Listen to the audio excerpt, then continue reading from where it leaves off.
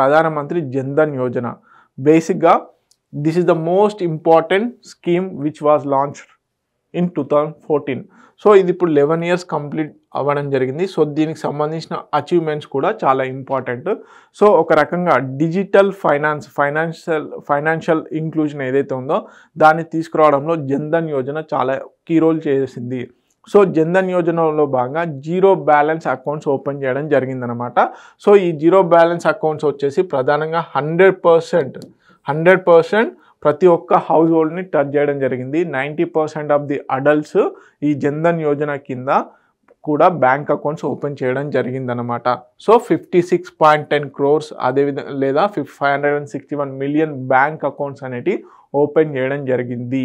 Okay, under ప్రధానమంత్రి జన్ధన్ యోజన ఈ 11 yearsలో.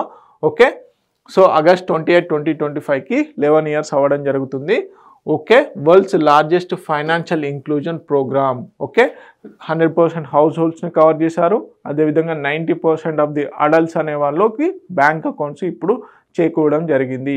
ఓకే, ఈ బేసిక్గా ప్రధానమంత్రి జన్ధన్ యోజన ద్వారానే డైరెక్ట్ బెనిఫిట్ ట్రాన్స్ఫర్స్ కానీ స్కీమ్స్ లీకేజెస్ కానీ చాలా మటుకు బేసిక్గా తగ్గాయి.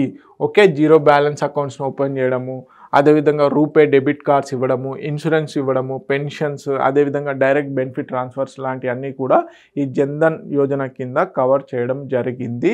సో సింపుల్గా క్వశ్చన్ ఇక్కడ ఒకవేళ నెంబర్స్ పాయింట్ ఆఫ్ వ్యూలో అడిగితే 56.1 crores అకౌంట్స్ అనేటివి ఓపెన్ చేయడం జరిగింది. ఓకే.